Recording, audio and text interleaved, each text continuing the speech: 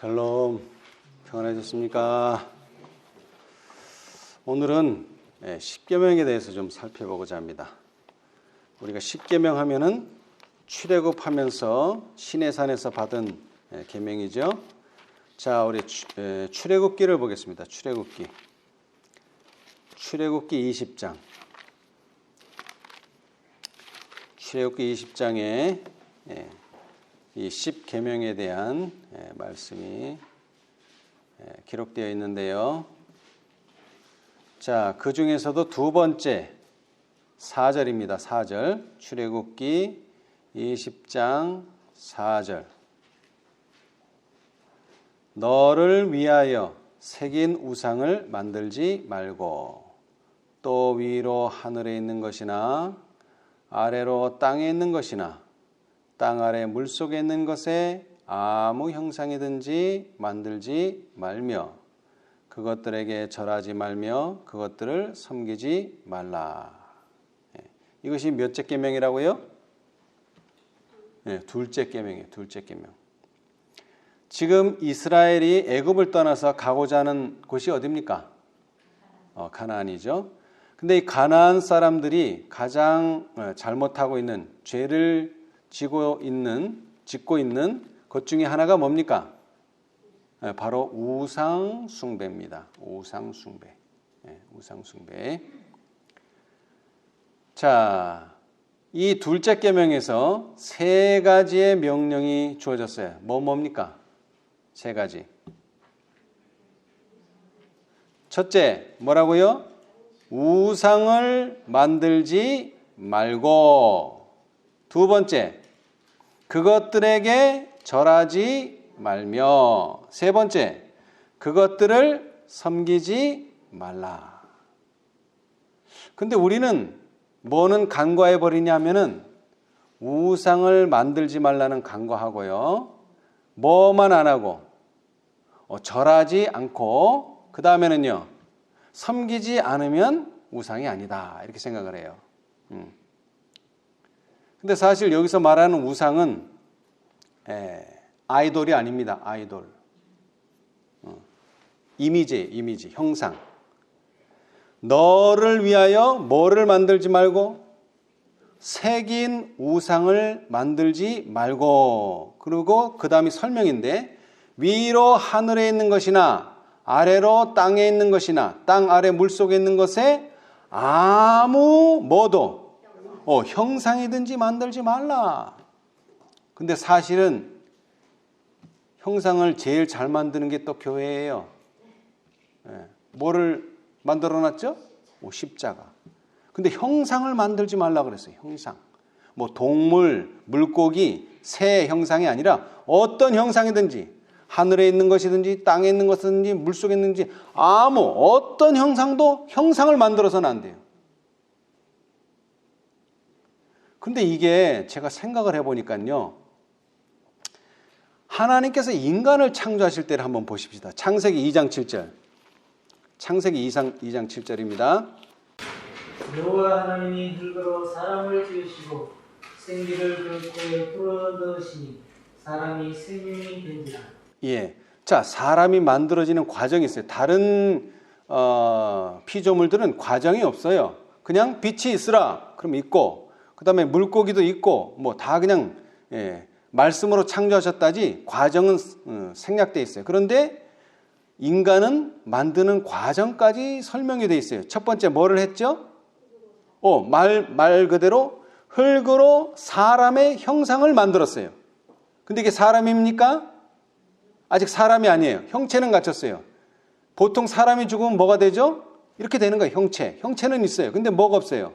생기가 없죠. 왜? 죽었기 때문에. 이 죽은 사람을 어떻게 하면요? 생기를 그 코에 불어 넣으시니 뭐가 됐어요? 살아있는 사람이 됐다는 거예요. 이게 사람이에요. 죽은 건 사람 아니에요. 살아있어야 돼요. 근데 그 생명을 불어넣는 일은 누구만 할 수 있는 일이죠? 하나님만, 창조주만 할 수 있는 일이에요. 그런데 이것을 아주 뭐라 그럴까요? 잘 보여주는 실제적인 사건이 하나 벌어졌어요. 출애굽 운동에서. 자, 우리 출애굽기 7장을 보겠습니다. 출애굽기 7장. 바로가 이제 모세와 아론이 찾아가서 보내달라, 우리 백성들을 보내줍니까? 안 보내줍니까? 안 보내주죠.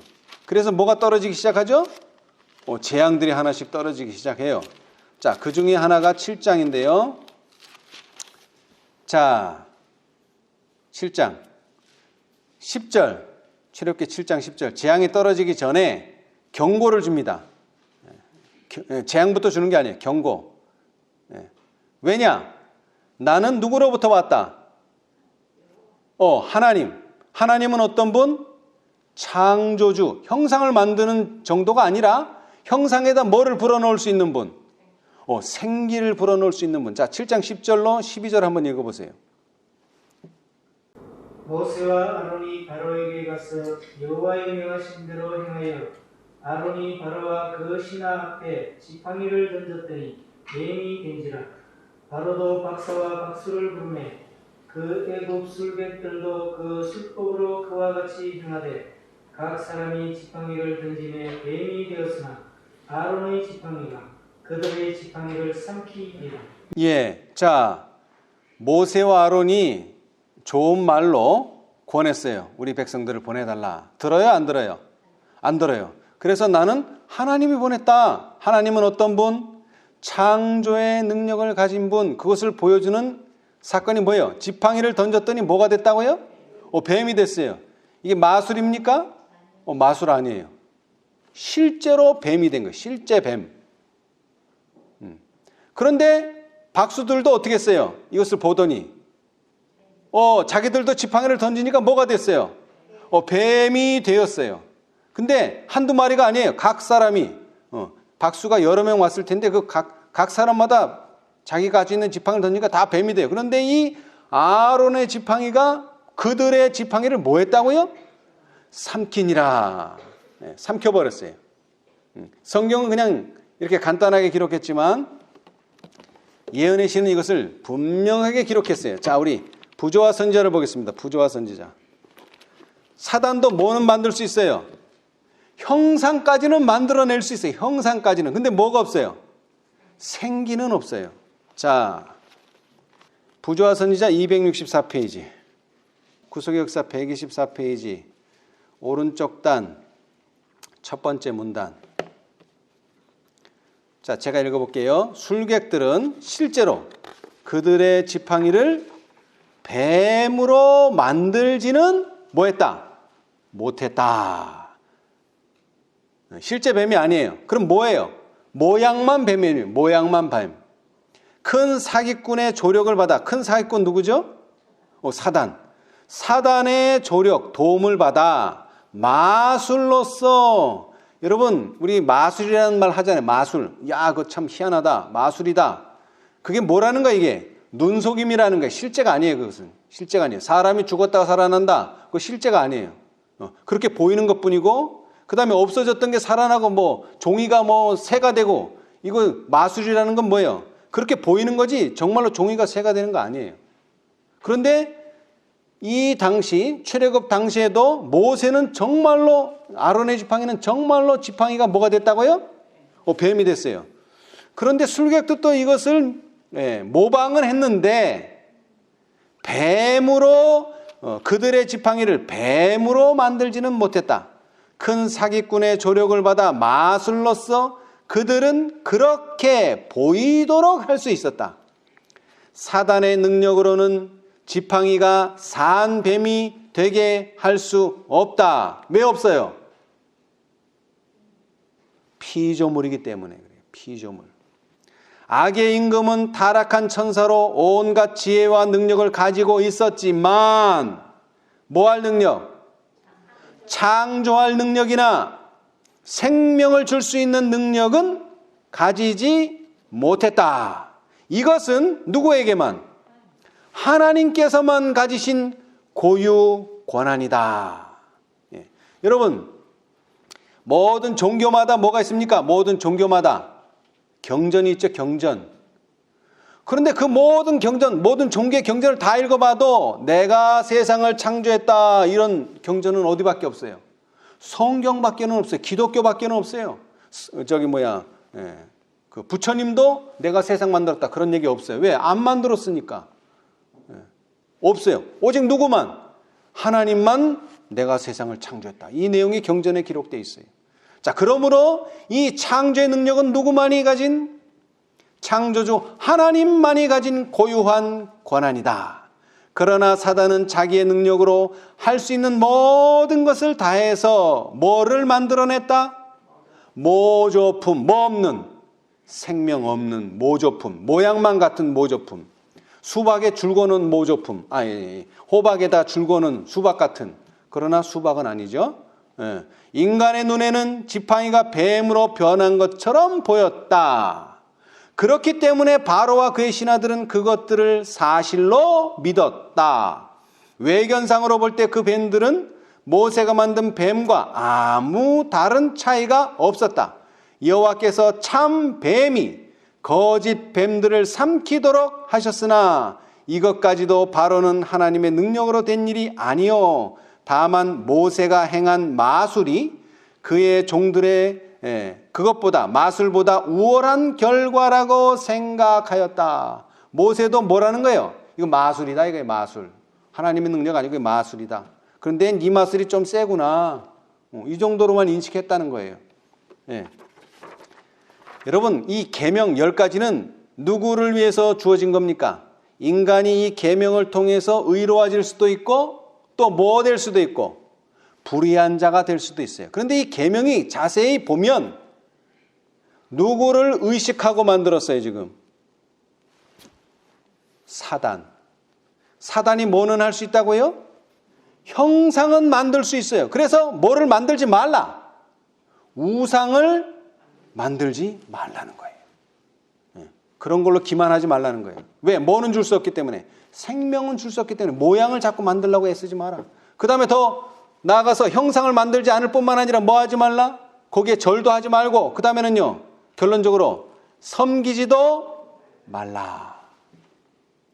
그런데 이 둘째 계명이요.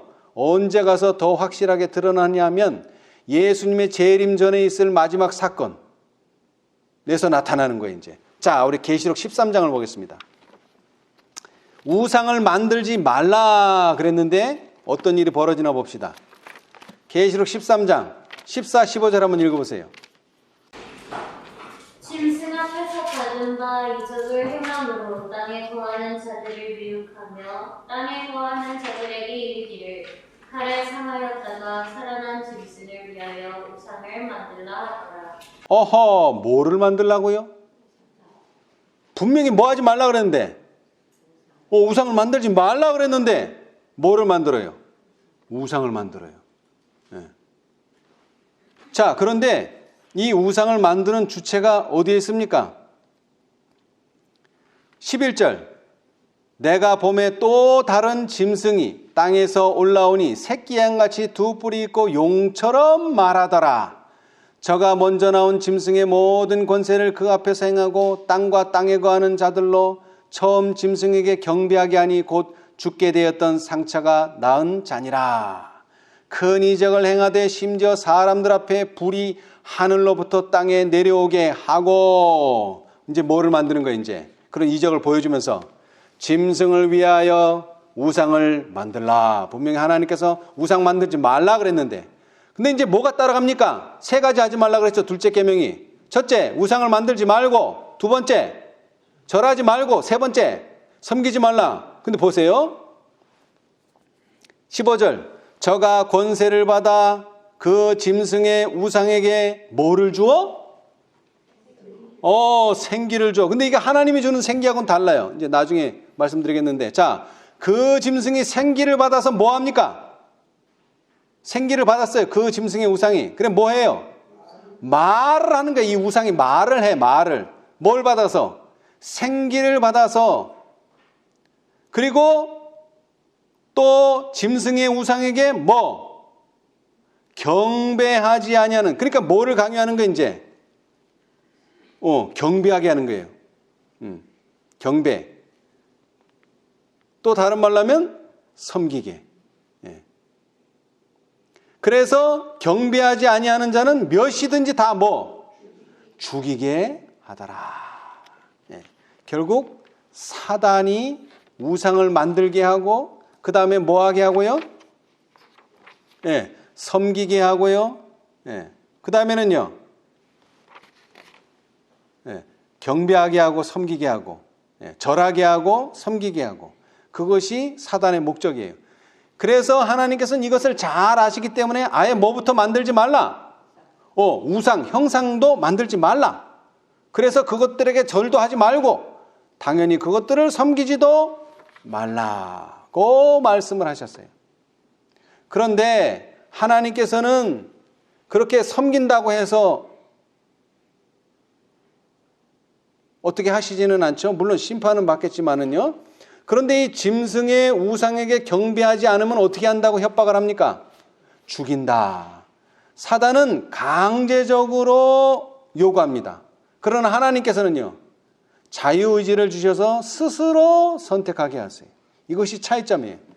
지금 우리가 계명을 보는데 하나님의 의도와 사단의 의도는 완전히 반대예요. 사단은 강제하고 안 하면 뭐까지 한다? 죽인다. 협박해요. 그러나 하나님은 절대로 강제하지 않고 대신 자유의 의지를 주시고 스스로 좋은 것을 선택하도록 하세요. 이것이 차이예요. 예. 자, 그래서 13장에 지금 짐승의 우상을 만들라 나왔잖아요. 그죠? 만들라. 왜 만들어요? 경배하고 섬기기 위해서. 자, 14장 다음 장으로 가봅시다. 14장 9절로 11절 한번 읽어보세요. 14장. 또 다른 천사 곧 셋째가 그 뒤를 따라 큰 음성으로 가로되 만일 누구든지 짐승과 그의 우상에게 경배하고 이마에나 손에 표를 받으면 그도 하나님의 진노의 포도주를 마시리라. 그 진노의 잔에 섞인 것이 없이 부은 포도주다. 거룩한 천사들 앞과 어린 양 앞에서 불과 유황으로 고난을 받으리니 그 고난의 연기가 세세토록 올라가리로다. 짐승과 그의 우상에게 경배하고 그 이름의 표를 받는 자는 누구든지 밤낮 쉼을 얻지 못하리라 하더라. 자, 그리고 이제 다음 장 15장 2절로 4절입니다. 15장 2절로 4절.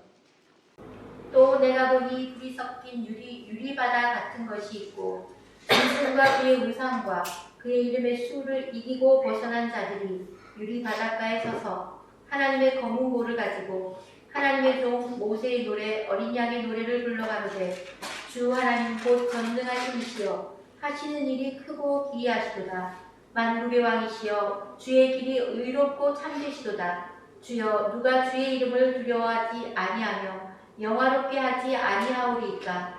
오직 주만 거룩하시니이다.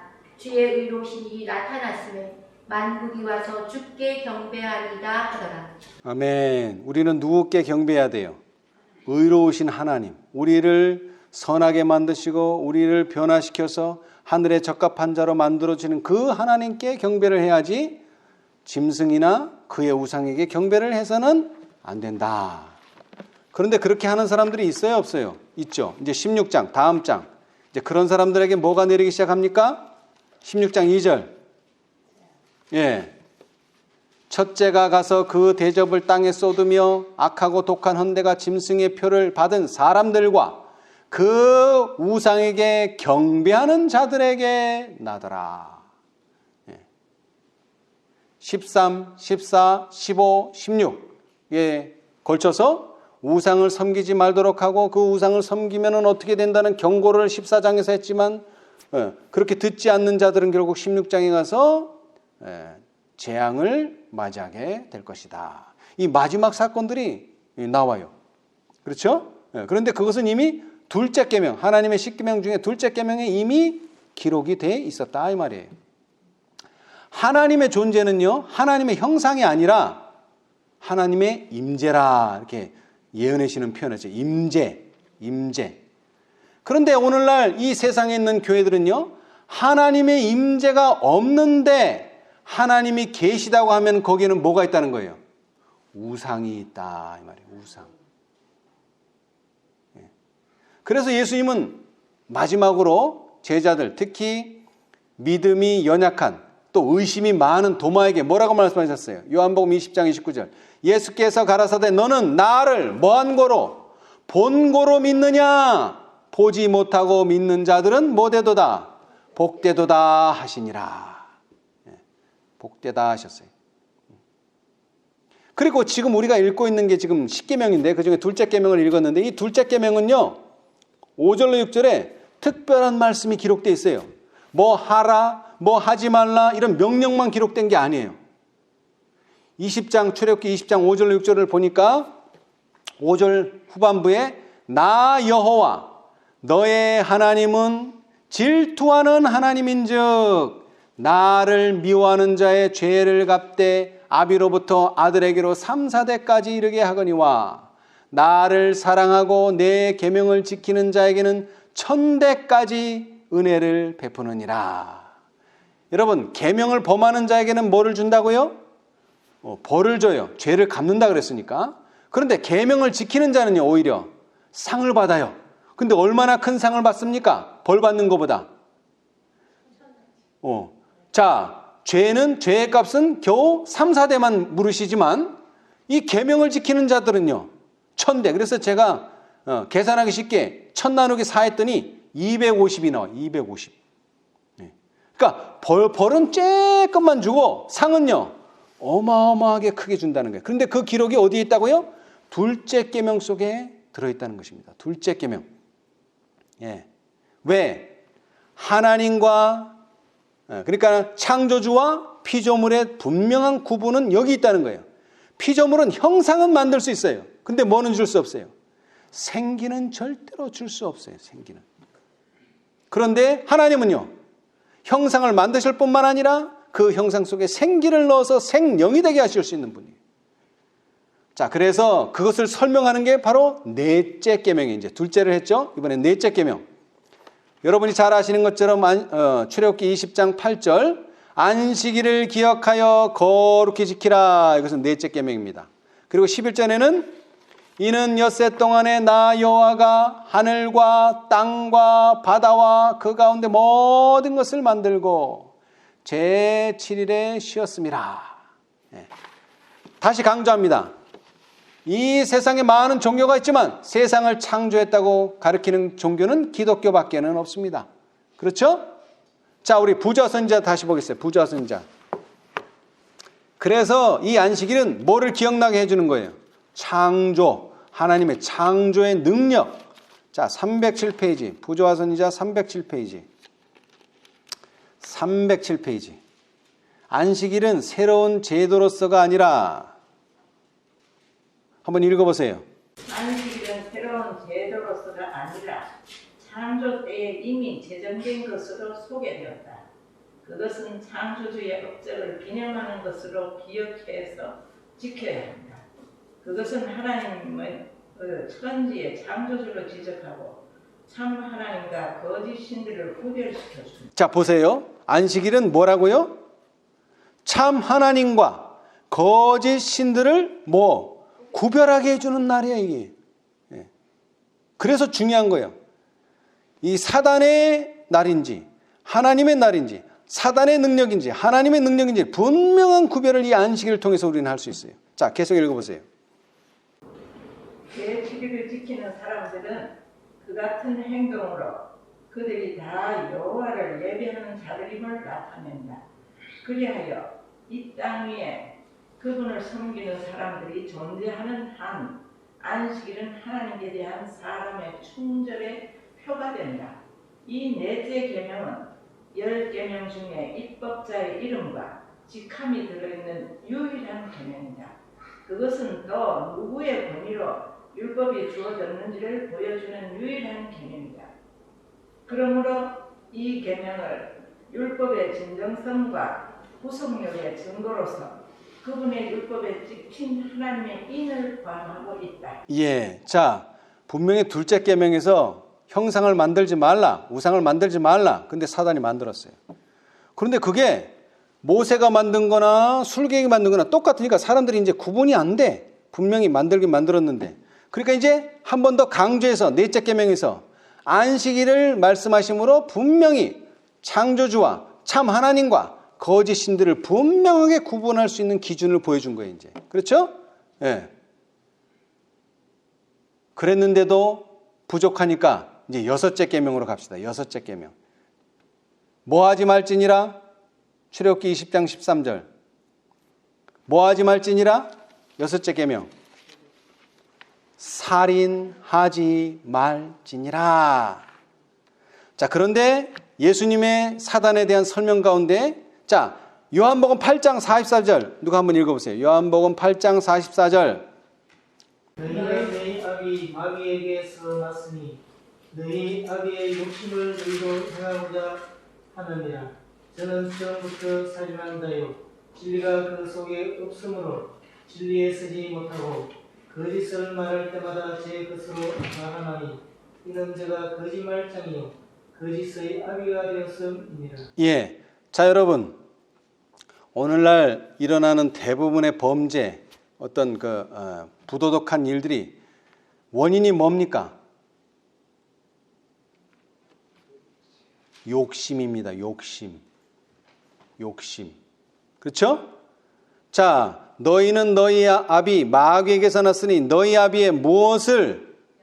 욕심을 너희도 행하고자 하느니라. 그 욕심 때문에 뭐가 벌어져요, 이제? 저는 처음부터 뭐한 자요? 살인한 자요. 가인이 아벨을 죽였어요. 뭐 때문에? 욕심 때문에. 그런데 더 올라가서 하늘에서 전쟁이 일어났어요. 왜? 욕심 때문에. 그래서 누구를 죽였어요? 첫째, 루스벨 자기 자신을 스스로 죽인 거예요. 왜? 예수님은 생명이기 때문에. 생명에서 등을 돌리면 뭐 하는 거예요? 죽는 거죠. 여러분, 콤마 상태라고 들어보셨어요? 의료에서 콤마 상태? 콤마가 뭐예요? 영어로 쉼표예요. 쉼표. 쉼표라는 게 뭐예요? 이건 산 것도 아니고 죽은 것도 아닌 쉬고 있는 상태예요. 쉼표.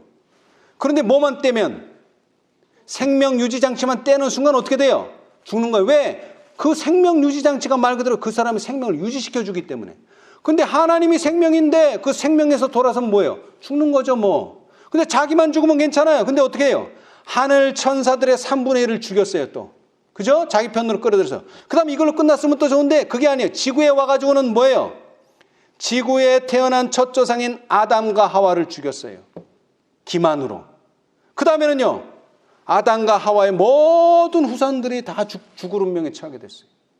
그렇죠? 누가 살인자예요? 사단은 살인자입니다. 근데 반대로 예수님은요, 생명을 주시는 분이에요. 자, 근데 이 살인하는 사단의 특성에 대해서 우리 데살로니가 후서 2장 3절로 4절을 보겠습니다. 데살로니가 후서 2장 3절 4절 한번 읽어보세요. 누가 아무렇게 하여도 너희가 미혹하지 말라. 먼저 배도하는 일이 있고 저 불법의 사람 곧 멸망의 아들이 나타나기 전에는 이르지 아니하리니 저는 대적하는 자라. 범사에 일컫는 하나님이나 숭배함을 받는 자 위에 뛰어나 자존하여 하나님의 성전에 앉아 자기를 보여 하나님이라 하느니라. 예, 여러분, 둘째 계명이 뭐죠? 우상을 만들고 그 다음에는요, 절하게 하고 결론적으로 섬기게 하는 거잖아요. 그죠? 그런데 그 일을 할 사람이 나타난다는 거예요, 이 세상에. 그래야지만 뭐가 온다는 거예요? 그래야지만 멸망의 아들이 나타나기 전에는 이르지 아니하리라. 뭐가요? 뭐가 이르지 아니해요? 데살로니가 후서 2장 앞절 1절 2절 보니까, 형제들아 우리가 너에게 구하는 것은 우리 주 예수 그리스도의 강림하심과 우리가 그 앞에 모임에 관하여 혹 영으로나 혹 말로나 우리에게서 받았다는 편지로나 주의 날이 이르렀다고, 예수님의 재림의 날이 이르렀다고 시동심하거나 두려워하거나 하지 아니할 것 그것이라. 여러분, 재림은 결코 무엇이 일어나기 전에는 없어요? 멸망의 아들이 나타나기 전에. 그리고 멸망의 아들 나타나기 전에 또 뭐 하는 일이? 먼저 배도하는 일이 나타나는 일이 있기 전에는 재림은 없어요. 그렇죠? 예. 그런데 그 불법의 사람이 불리는 이름이 뭐예요? 생명의 아들이요? 아니요, 멸망의 아들. 살인자의 아들이 된단 말이에요. 살인하는 사람의 아들. 그런데 6째 계명은 뭐라고 말하죠? 살인하지 말지니라. 예. 그래서 예수님이 나사로를 살리시면서 말씀하셨죠. 예수께서 가라사대 나는 부활이요 생명이니 나를 믿는 자는 죽어도 살겠고 무릇 살아서 나를 믿는 자는 뭐라고요? 영원히 죽지 아니하리니 이것을 내가 믿느냐. 요한복음 11장 25절로 26절. 그런데 여러분 생명이 어디서부터 나오는지 아세요? 자, 계시록을 읽어봅시다. 분명히 말씀하셨어요. 하나님은 생명을 주시는 분이에요. 하나님은. 사단은요 멸망을 시키는 자예요. 살인하는 자예요. 항상. 자, 계시록 22장 1절로 2절 한번 읽어보세요. 수정같이 맑은 생명수의 강을 내게 보이니 하나님과 및 어린 양의 보좌로 떠나서 길 가운데로 흐르더라. 강 좌우에 생명나무가 있어 12가지 실과를 맺히되 다해마다 그 실과를 맺히고 그 나무 잎사귀들은 만국을 소성하기 위하여 있더라. 아멘. 여러분, 생명나무에서 뭐가 생기죠? 생명과가 생겨요. 그래서 아담과 하와는 이거 먹고 영원히 살 수 있었죠. 근데 범죄함으로 생명나무에서 나는 생명과를 먹지 못하게 에덴 동산 밖으로 쫓겨났어요. 근데 이 생명나무가 어떻게 생명나무가 됐는고 하니 뭐 때문에 생명수 강 옆에서 자라면 생명나무가 되는 거예요. 근데 이 생명강이 어디서부터 근원이에요? 하나님과 어린 양의 보호자가 생명강의 근원이에요. 다시 말하면 생명은 어디서부터 온다? 하나님과 어린 양으로부터 온다. 생명은 하나님과 어린 양으로부터 오는 거예요. 그런데 사단은요 멸망만 가져올 뿐입니다. 그래서 6째 계명은 뭐 하지 말라? 살인하지 말라. 살인하지 말라. 자, 그 다음에 이제 하나 또 건너뛰어서 8째 계명이 뭡니까? 출애굽기 20장 15절 도적질하지 말지니라. 근데 여러분 도적이 누구예요? 진짜 도적. 도적이 누구예요? 자, 우리 봅시다. 선지자 왕 682페이지. 진짜 도둑. 물론 사람들도 도적질을 합니다만은 그거는 별거 아니에요. 그 도적질은 별거 아니에요. 자, 선지자 왕 682페이지. 사단은 인류를 순종의 길에서 떠나게 한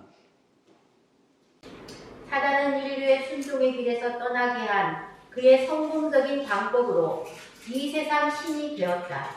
전에 아담의 것이었던 통치권은 찬탈자에게로 넘어갔다. 예. 자, 여기 특별한 단어가 나왔어요. 찬탈. 예, 도적질했다, 훔쳐갔다 이러면 이해가 쉬운데 이 무슨 단어지? 찬탈? 국어사전에 찾아보니까 왕위, 국가, 주권 따위를 억지로 빼앗는 것을 뭐라고요? 찬탈이다. 찬탈. 예, 그냥 돈 몇 푼 훔치고 이런 게 아니에요. 왕위, 국가, 주권 이것을 또 어떻게 해요? 억지로 빼앗는 것을 찬탈이라 그래요. 누가 찬탈했어요? 사단이. 누구한테 있는 거? 아담에게 있는 거. 근데 아담은 자기 거예요 또? 아니에요. 하나님에게서 받은 거예요.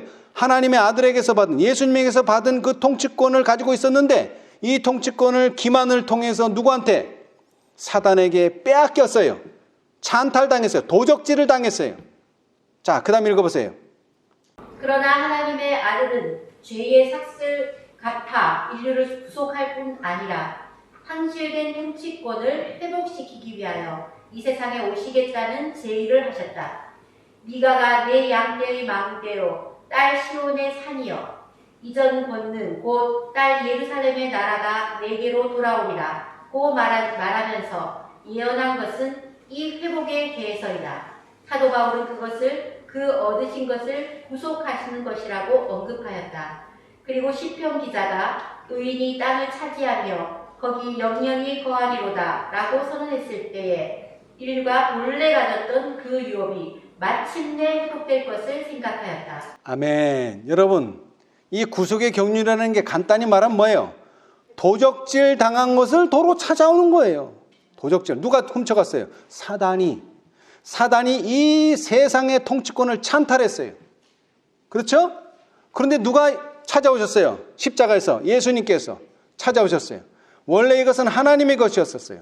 그래서 하나님의 아들이신 예수님께서 이 세상에 오셔서 이것을 회복하셨어요. 그런데 중요한 것은요, 이 회복된 통치권을 가졌음을 보여주는 증명이 이루어져야 돼요. 그래서 사도행전 1장 8절에 오직 성령이 너희에게 임하시면 너희가 뭐를 받고? 권능, 통치권을 받고 예루살렘과 온 유대와 사마리아와 땅끝까지 이르러 내 증인이 되리라 하시니라. 증인이 필요한 건지, 증인. 증인 중에서도 어떤 증인이요? 생생한 증인, 산 증인. 증인도 죽은 증인이 있어요. 산 증인이 있고, 변화산에서 십자가의 죽음을 직면한 예수님을 위로하기 위해서 두 증인이 나타났어요. 한 증인은 뭐예요? 죽은 증인 모세. 한 증인은요, 살아있는 증인 엘리야. 자, 시대의 소망 보겠습니다. 421페이지. 이 훔쳐간 것을 예수님이 찾아오셨지만 이것이 정말 사단이 훔쳐갔다는 것을 증명해 보일 증인이 필요합니다. 시대의 소망 421페이지. 변화산에 나타난 모세는 죄와 사망을 이기실 그리스도의 승리에 대한 증인이었다. 그는 의인의 부활 때에 무덤에서 나올 자들을 표상하였다. 죽음을 보지 않고 하늘로 변화되어 올라간 엘리야는 그리스도께서 재림하실 때에 지상에 살아남아 있을 자들, 곧 이 썩을 것이 썩지 아니함을 입고 이 죽을 것이 죽지 아니함을 입을 때에 마지막 나팔에 순식간에 호련히 다 변화하게 될 무리들을 상징하였다. 예, 자 보세요. 모세는 뭐라고요? 죽은 증인. 근데 엘리야는요? 산 증인이에요. 산 증인. 그래서 이 엘리야는 자금이로 주 안에서 죽은 자들은 복이 있나니 왜 복이 있다고요? 예수님이 재림하시기 전에 어떻게 돼 있어야 돼요? 살아 있어야 돼요. 왜? 이 증인들은 살아 있어야 되기 때문에. 그렇죠? 재림하기 전에. 그래서 특별한 부활로 이 사람들은 살아나는 겁니다. 자, 그런데 이 14만 4천인들은 지금 어떤 싸움을 참가하고 있습니까? 자, 각시대 대쟁투 582페이지. 각시대 대쟁투 582페이지. 사단은 하나님의 율법을 경멸하기 위하여 성경의 교리를 왜곡시켰다. 그리하여 성경을 믿노라고 공언하는 수많은 사람들의 믿음에 오류를 혼합시켰다. 진리와 오류의 마지막 큰 싸움은 하나님의 율법에 대하여 오랫동안 계속되어온 마지막 싸움에 불과하다. 우리는 지금 이 싸움, 곧 사람의 율법과 여호와의 계명 간의 싸움, 성경의 기초를 둔 종교와 우화와 유전의 기초를 둔 종교와의 싸움에 참가하고 있다. 아멘. 자, 여러분 뭐라고요? 어떤 싸움? 하나님의 율법과 여호와의 계명 간의 싸움. 일요일이냐 안식일이냐의 싸움. 그 다음에 더 중요한 것은요, 성경의 기초를 둔 종교와 그 다음에는요, 우화와 유전의 기초를 둔 종교 간의 싸움이다 이거예요. 우리 14만 4천인은 이걸 잘 분간해야 돼요. 우리는 어떤 종교를 택해야 되죠? 성경의 기초를 둔 종교가 되어야 됩니다. 절대로 우화와 유전의 기초를 둔 종교의 편에서 싸워서는 안 됩니다. 사단이 도적질했다는 것이 산 증인인 14만 4천인에 의해서 증명이 되면은 이제 뭐가 되는 겁니까? 사단은 심판을 받게 될 것입니다. 심판. 열째 계명 뭐죠? 20장 출애굽기 20장 17절 내 이웃의 집을 탐내지 말지니라. 내 이웃의 아내나 그의 남종이나 그의 여종이나 그의 소나 그의 낙이나 물은 내 이웃의 소유를 탐내지 말지니라. 예. 사단이 뭐를 탐냈어요? 이 지구를 탐낸 거예요. 이 지구를. 그래서 이 지구를 전부 다 자기 손아귀에 넣은 것 같았는데 사실은 그건 기만이라는 거죠. 이건 도둑질이에요. 절대 넘겨준 게 아니에요. 그가 훔쳐간 거예요. 찬탈한 거예요. 그렇죠? 그래서 10번째 계명은 내 이웃의 집을 탐내지 말지니라.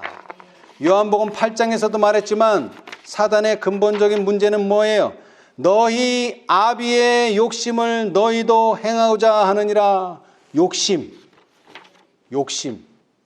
내 이웃의 집을 탐내지 말지니라. 자, 우리 이 마지막 장면 한번 보겠습니다. 심판의 장면. 자, 대쟁투 673페이지. 악인들은 땅에서 그들의 보응을 받는다. 만군의 여호와가 이르노라. 보라, 극렬한 풀무불 같은 날이 이르리니 그 이르는 날이 그들을 살을 것이다. 어떤 자들은 한순간에 멸망당하지만 어떤 자들은 여러 날 동안 고통을 받는다. 모든 사람은 그들의 행위대로 형벌을 받는다. 의인들의 죄는 사단에게 옮겨진다. 그는 자기 자신의 반역의 죄뿐만 아니라 하나님의 백성들로 하여금 범하게 했던 모든 죄 때문에도 고통을 받는다. 사단의 형벌은 그에게 속은 자들의 받는 형벌보다 훨씬 더 크다. 그의 기만으로 타락한 자들이 모두 멸망당한 후에도 그는 여전히 죽지 않고 계속하여 고통을 받는다. 정결케 하는 그 불로서 악인들은 뿌리와 가지, 곧 뿌리가 되는 사단과 가지가 되는 그를 따르는 자들이 마침내 완전히 멸망당한다. 율법의 형벌이 완전히 집행되고 공의의 요구가 충족되면 하늘과 땅은 여호와의 의를 바라보고 찬송하게 된다. 그 내용이 둘째 계명 끝에 나온 거예요. 뭐라고요? 나 여호와 너희 하나님은 질투하는 하나님인즉 나를 미워하는 자의 죄를 갚되 아비로부터 아들에게로 3, 4대까지 이르게 하거니와 나를 사랑하고 내 계명을 지키는 자에게는 1000대까지 은혜를 베푸느니라. 하나님의 집에 대한 사단의 욕심에서 시작된 이 선악간의 대쟁투는요, 이 우주의 불화와 투쟁은 하나님의 심판을 통해서 구속의 경륜이 완전히 성취되게 됩니다. 예. 사자성어로 하자면요, 사필귀정, 모든 일은 반드시 바른 길로 돌아간다. 그것을 구속의 경륜이 보여주는 거예요. 자, 마지막으로 성경절 하나만 읽고 마치겠습니다. 자, 야고보서 1장 15절. 죄의 근원은 바로 욕심이죠. 욕심이 잉태한즉 죄를 낳고 죄가 장성한즉 사망을 낳느니라. 아멘. 이제 연말을 맞이했는데 우리 스스로를 돌아보시면서 이제 하나님이 주시는 것을 감사하는 마음과 아울러 우리 스스로 욕심을 부리지 않는, 그래서 죄를 낳지 않는, 그리고 장성해서 사망으로 가지 않는 우리가 모두 하나님의 집에 귀중한 일꾼들이 되시기를 간절히 바라면서 오늘 말씀 마치겠습니다. 감사합니다.